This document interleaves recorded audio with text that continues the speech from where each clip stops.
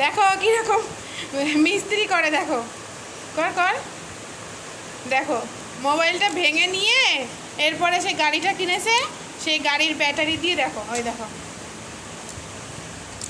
মানে খুলে দেখতে হবে যে ওর মধ্যে কি আছে।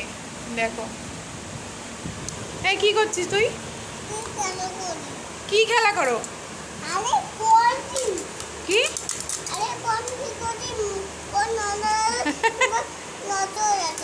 কি নষ্ট হয়ে গেছে? ও ফোন নষ্ট হয়ে গেছে, ফোন ঠিক করছো?